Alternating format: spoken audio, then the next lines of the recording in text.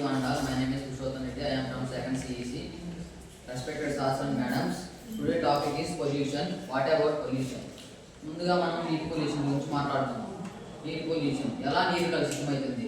ముందుగా మనం ఫ్యాక్టరీ నుంచి వచ్చే వేస్టేజెస్ మనిషి నీటి వల్ల, చర్యల వల్ల, ఇంకా వేస్ట్ పదార్థాల వల్ల, ప్లాస్టిక్ వల్ల భూగర్భ శాలలో నీటిలోకి ప్లాస్టిక్ వేస్టేజెస్ మొత్తం వెళ్ళి అవంతా నీరు మొత్తం కలుషితం అయిపోయి నీరులో ఉన్నటువంటి నీరు తన స్వచ్ఛతను కోల్పోయి ఆ నీరు మొత్తం కలుషితంగా మారిపోతుంది.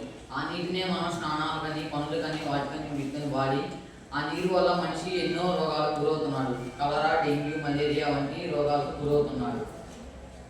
Second one, air pollution. మన వాహనాల నుంచి వచ్చే carbon monoxide, CO2 and SO2 sulphur oxide అవి గాలిలోకి వెళ్ళి అది ఎటు వెళ్లకుండా ఆమ్ల వర్షాలుగా మళ్ళా నేల మీదకి వచ్చి ఆమ్ల వర్షాలుగా నేల మీద కూసి ఎయిర్ పొల్యూషన్ అవుతుంది. Third one, soil pollution.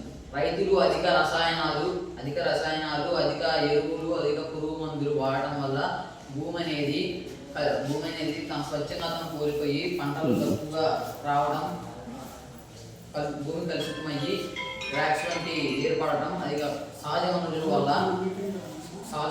అగ్నిపర్వతాలు విస్ఫోటనాల వల్ల, అడుగులు పైరవడం వల్ల, వాటి వల్ల భూమి అనేది, నీరు అనేది కలుషితమైపోతుంది. Thank you for this.